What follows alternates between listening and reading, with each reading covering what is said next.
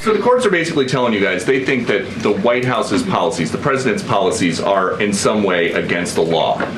So why can't President Trump ask the Republicans that control the House and the Republicans that control the Senate just to make a new law? Well, these laws have already been granted to the president by the Constitution and by laws that have been previously passed. I'll give you another example. For instance, we've been blocked in court for the revocation of visas from individuals who have the privilege of studying in the United States of America. Secretary of State Rubio has simply used his authority to revoke those visas, to revoke that privilege, and we've seen the courts try to block that. So if these judges want to be the Secretary of State or they want to be the president, they can run for office themselves. It should be the other way around. But all of the actions the president has taken rely on legal authorities that have already been granted to him by our nation's existing laws. Donald Trump cannot stop losing, and that means his press secretary, Carolyn Levitt, is losing it. Because her boss continues to suffer defeat after defeat. Defeat in the courts most recently, over his tariffs. He's facing opposition to his budget bill from Republicans in the Senate, and every single day, his approval rating continues to sink. And if that wasn't bad enough for Carolyn Levitt, she was just personally hit with a brutal lawsuit for something she did recently in the press briefing room. We are going to get into it all. But before we do, if I could quickly ask you to leave a like on this video. And if you haven't already and you enjoy our channel, to hit that subscribe button.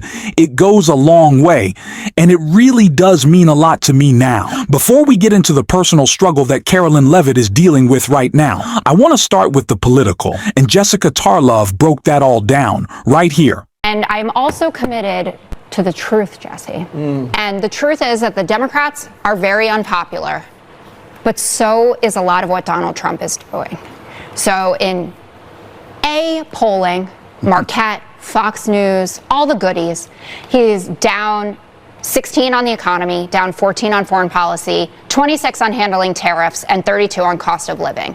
And this reconciliation bill that they're trying to pass through the Senate right now has opposition from more senators than they can handle. So you've got the Josh Hawleys of the world, who's miraculously concerned about throwing people off Medicaid.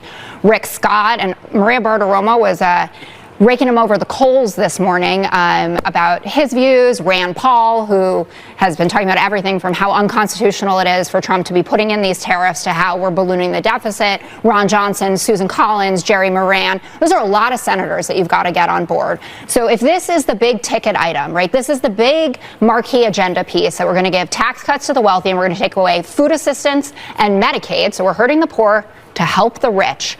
That does not bode well for 2026 for the Republicans or for 2028, when we're going to have a big, beautiful primary and we will get a great candidate and everyone will forget about the hoity-toity and we shall be victorious. All the actions they thought that they would take to boost their political standing have in fact backfired. And we talked about this most recently with the screaming match that broke out at the White House over Donald Trump's failure to hit his goals on his illegal deportations, the reason that he has turned to straight up kidnapping people in an illegal effort to make some publicity stunt for his immigration plan. This is all, everything has become under Donald Trump's administration is all one big publicity stunt. And that's why Carolyn Levitt is so important.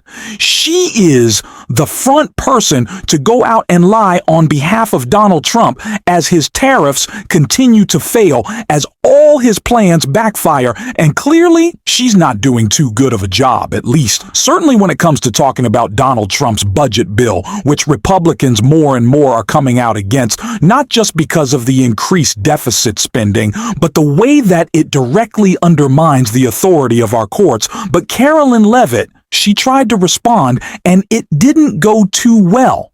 Then we're going to check out the lawsuit that is really making her life a problem. Switching gears, Carolyn. Just following up on Warren Davidson, I wanted to read you his quote that he posted online. While I love many things in the bill, promising someone else will cut spending in the future does not cut spending. Deficits do matter, and this bill grows them. Why should that get a Republican primary? This bill saves $1.6 trillion for the American taxpayer. It saves more than any bill that has ever passed Capitol Hill has. In fact, by double. The next bill saved $800 billion. This bill saves $1.6 trillion. So this is a very good bill for the American people, the American taxpayer. And I believe, as an outlet put it with a headline this morning, it might have been Politico actually, they wrote that the American people are going to be flush with cash when this thing is signed into law. And that's a good thing for American taxpayers. No, Carolyn. Much like most of the things you say, that's just not true. This bill does increase spending.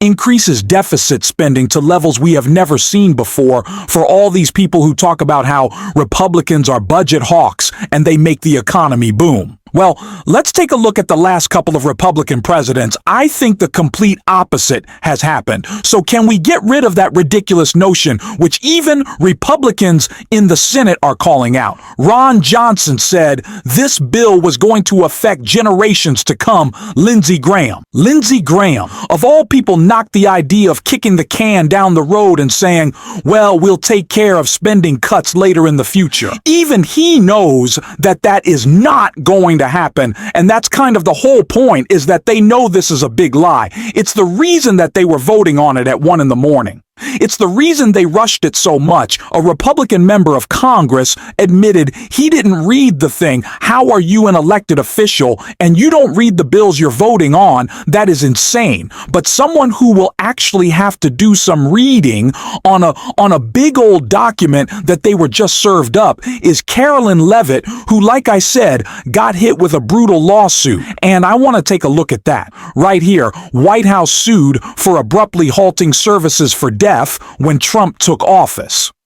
The National Association for the Deaf, NAD, sued the White House for allegedly violating federal laws in the U.S. Constitution by declining to provide American Sign Language interpreters at prominent events like briefings and press conferences. According to the 25-page suit, the White House abruptly stopped providing services for deaf and hard of hearing individuals when Donald Trump took office in January. In January 2025, the White House inexplicably stopped using ASL interpreters for any of its public press conferences or similar events. The suit said the White House's failure to provide qualified ASL interpreters during public briefings, press conferences, and related events is against the law, federal law.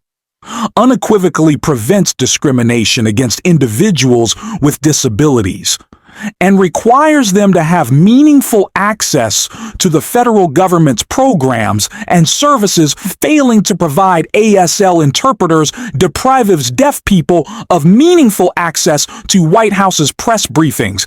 In a statement, interim NAD CEO Dr. Bobby Beth Scoggins insisted that deaf and hard of hearing Americans have the right to the same access to the White House's information as everyone else, denying them.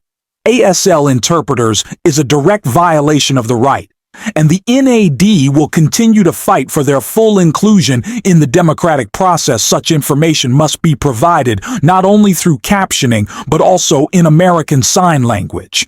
She added NAD successfully sued the White House in 2020, resulting in the inclusion of certified deaf interpreters in CO-19 briefings. Now, I can't even imagine, I don't have a clue why the White House isn't doing this. Is it because they just love cruelty, and that's always the point, and they don't care about anyone? They don't actually think it's their job to serve, or is it because what Donald Trump says is so incoherent and stupid that you actually can't translate it? I don't know, but this is just gross. The cruelty is the point for the administration. Let's just be truthful and honest here. The cruelty is the point. They don't actually view themselves as servants to the people. They're servants to billionaires and the people who write them big checks, whether it be to Donald Trump's fundraisers and super PACs. So he'll You know, get your son out of jail with a pardon, or it's Elon Musk to parade around and act like he's cutting government spending when in fact the only thing Elon did in government was help himself, and now he's gone. Thankfully, but Jensen Psaki in Elon's departure broke down all the ways that he lied, and Trump lied about the cuts that were coming, which clearly didn't, and I want to take a look at that right here. So we have even more breaking news tonight, folks, somehow. Elon Musk has announced that his time as special government employee has come to an end. On his social media site, he wrote, "I would like to thank President Trump for the opportunity to reduce wasteful spending. The DOGE mission will only strengthen over time as it becomes a way of life throughout the government." Sort of ending his role in demolishing huge swaths of the federal government with a whimper, I kind of think. But to be honest, the Trump administration never really actually cared that much about reducing wasteful spending or rooting out fraud and abuse. I mean, remember how in the literal first week of his second term, Trump unlawfully fired 17 inspectors general across various federal agencies? The job of inspectors general is literally to root out waste, fraud, and abuse within their assigned agencies. So when Trump fired those IGs, he was effectively saying, I actually don't care that much about that at all.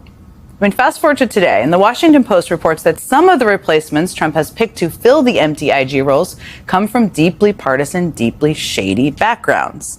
I mean, for example, Trump nominated a man named Thomas March Bell to be the Inspector General for Health and Human Services. And back in the late 90s, Bell notably resigned from a state government job after he allegedly mishandled thousands of dollars in taxpayer money. To be the IG for the VA, Trump picked a woman named Cheryl Mason, a former senior advisor to VA Secretary Doug Collins, the very cabinet secretary she's supposed to be overseeing, which seems tough. And for the Department of Labor Inspector General, Trump nominated Anthony D'Esposito, who, the Washington Post points out, is a former Republican congressman who lost his New York seat after he was accused of putting his mistress and his fiance's daughter on his official taxpayer-funded payroll. Sometimes you just can't make up the stories. Joining me now are two former inspectors general who were fired by Trump earlier this year. Mark Greenblatt is the former inspector general at the Department of Interior. Rob Storch is the former inspector general at the Department of Defense. Thank you so much for being with me here tonight. I think I told you both before we got started that I remember many days of waking up and seeing there was a new inspector general report that was going to be released. And when you're in the White House, you think, oh, something I can't say on television. And I raised that because I think the relationship, in my experience at least, and I think for most people who've worked in Democratic and Republican White Houses, is respectful but not friendly. Why is that important?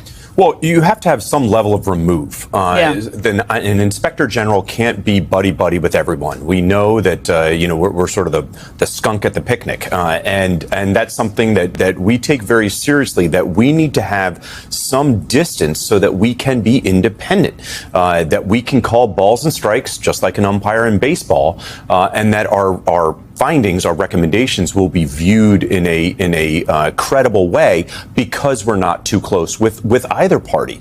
That's the key thing for inspectors general, is to be independent, not political actors. Yeah, I totally agree. In fact, I'd add, when I was at the Department of Justice, we used to say that you'd get on an elevator and everyone would get off. It wasn't quite like that.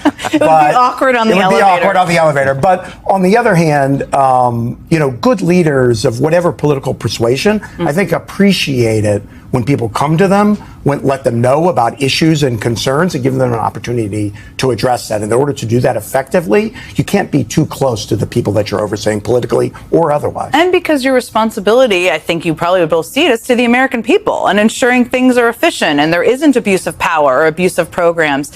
One of the criteria, and one of the reasons I'm so grateful you both are here, is it's so important for people to understand what these roles are, because they're in every White House, every federal government, not in the White House, but in every federal government. And there was a description today in the Washington Post story by someone, where a former official who said, there are basic thresholds that you need to meet in order to be a good inspector general. Have you managed a big office before? Have you done investigations before? Have you worked in this community? Is that right? What is she missing? Yeah, it's absolutely right. And it's critically important. The law has very clear requirements about what's allowed and what's not allowed in nominating inspectors general. It's not allowed to consider political affiliation. And that's critically important for the reasons that Mark and I have talked about. If you're seen as a partisan, there's no way you can do hard-hitting oversight or do it in a credible way, right? So the law is very clear that that's not allowed, and it is very specific about what is allowed. And what is required is that the person have integrity and that they have demonstrated ability in the areas that are relevant to being an inspector general. Should we be surprised that the richest man in the world, one of the most corrupt billionaires out there, and a career pathological liar, and Donald Trump weren't telling the truth about what they wanted to do in government? Should that come as a surprise to us? No, I don't think so. Is it something we should continue to talk about? Yeah, absolutely. And we are going to on this show every single day. And if you want to support that, as always, you can hit that subscribe button, leave a like on this video, and if you stuck around to the end, drop a blue heart in the comments. And until next time, I will see you soon.